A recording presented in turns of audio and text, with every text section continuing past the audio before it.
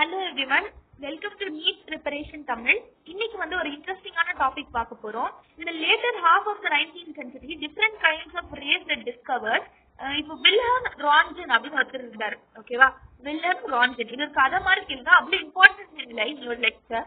So இது just ஒரு கதை மாதிரி, ஒரு இன்ஃபர்மேஷன் மாதிரி. சரிங்களா? ஸோ வில்ஹெல்ம் ரான்சன் அப்படின்னு ஒரு மனுஷன் இருந்தார். ஓகேவா? ஸோ இவர் என்ன பண்ணாருன்னா, he is very great. என்ன பண்ணாரு? எலக்ட்ரான்ஸ் வந்து ஒரு மெட்டீரியல்ல ஸ்ட்ரைக் பண்ணாரு.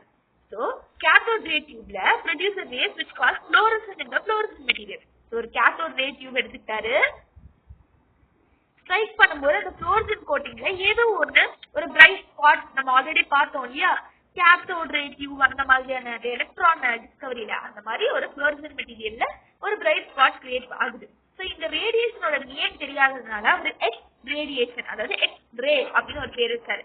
அந்த ரேஸ் இன்னி வரைக்குமே கேரி ஆயிட்டு இருக்கு. அதுதான் இன்னைக்கு நம்ம பார்க்கக்கூடிய எக்ஸ்ரே. So இந்த X-ray are produce effectively when electron hits அதாவது strike the dense metal anode called target. ரொம்ப இம்பார்ட்டன்டான விஷயம் இதுதான். So dense metal anodes தான் டார்கெட் அப்படின்னு சொல்லுவோம். சரிங்களா? இந்த டார்கெட்டை ஹிட் பண்ணும்போது அந்த எக்ஸ்ரே அப்படின்றது ப்ரொடியூஸ் ஆகுது அப்படின்னு சொல்றாங்க. So these are not reflected by electric and magnetic field and have a very high penetrating power through the matter. That is the reason these rays are used to study the interior of the object. எதுக்கு X-rays interior of the object படிக்க முடியுது அப்படின்னா, இந்த ரேஸ்க்கு வந்து ஒரு high penetrating power இருக்கு. அதாவது உள்ள போய் அந்த மெட்டீரியலோட உள்ள போய் உள்ள என்ன இருக்கு அப்படின்றத ஸ்கேன் பண்றதுக்கான ப்ராப்பர்ட்டி இருக்கு. அதனால எக்ஸ்ரே வந்து நம்ம இன்டீரியர் பார்ட், இந்த பிராக்சர் அதுக்கெல்லாம் வந்து எக்ஸ்ரேஸ் பயன்படுத்தப்படுது. இதுக்கு வந்து ரொம்ப short wavelength, it is less than 0.1 nanometre சொல்லப்படுது. சரிங்களா? It possess electromagnetic character. இதுக்கு அடுத்தபடியா பார்த்தோம்னா ஹென்றி அப்படின்னு ஒருத்தர் இருந்தார். ஓகேவா? ஹென்றி பெக்வேரல். இந்த ஹென்றி பெக்வேரல் அப்படின்றவர் வந்து அவர் அப்சர்வ் பண்ணாரு, ஒரு சில எலிமெண்ட்லாம் வந்து ரேடியேஷனை எமிட் பண்ணுச்சு. அதோட ஓன்லயே ரேடியேஷனை எமிட் பண்ணுச்சு. இந்த மாதிரியான மெட்டல்லாம் வந்து பார்த்தோம்னா ரேடியோ ஆக்டிவிட்டி, இந்த ப்ராப்பர்ட்டி பேரு ரேடியோ ஆக்டிவிட்டி.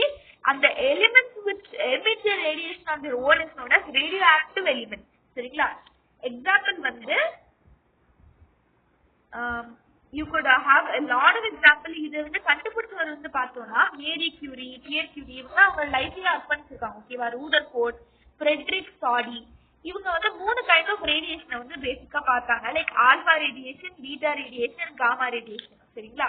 ஸோ இது வந்து ஆல்பா ரேடியேஷன் வந்து ஹை எனர்ஜி இருக்கிறதுனால இதுதான் ஃபர்ஸ்ட் பிளேஸ்ல இருந்தது. ஸோ நான் சொன்ன மாதிரி ரேடியோ ஆக்டிவ் எலிமெண்ட்ஸ்க்கான எக்ஸாம்பிள் வந்து ஹீலியம் அப்படின்றது ஒரு குட் எக்ஸாம்பிள். சரிங்களா? So alpha particles and helium nuclei and as when alpha particles combine with 2 electrons emit helium gas and beta rays வந்து நெகட்டிவ்லி சார்ஜ். சரிங்களா? அடுத்தது வந்து பார்த்தோம்னா காமா ரே. இது வந்து ஹை எனர்ஜி ரேடியேஷன், எக்ஸ்ரே மாதிரி. ஸோ எக்ஸ்ரேஸ் வந்து it is actually gamma ray. Gamma rays தான் எக்ஸ்ரே. சரிங்களா? So it do not contain the particles, neutral in nature. சரிங்களா? இது வந்து நியூட்ரல் அப்படின்றதுனால தான் நம்ம பாடியிலே இட் இஸ் பீங் பாஸ்ட். இப்போ புரியுதா எதுக்கு எக்ஸ்ரேஸ் நம்ம பாடிக்குள்ளேயே தைரியமா அனுப்புற இந்த ரே அப்படின்ட்டு. ஸோ ஆல்பா ரேஸ் அப்படின்றது least penetrating power. Beta race 100 times more than of alpha rays, but gamma rays has 1000 times that of alpha rays. அதனால தான் நம்ம high penetrating power அப்படின்றனால தான் நம்ம இந்த எக்ஸ்ரேஸ் அப்படின்றது நம்ம பாடிக்குள்ள போகுது. These are all about X-rays ஓட discovery. Thank you.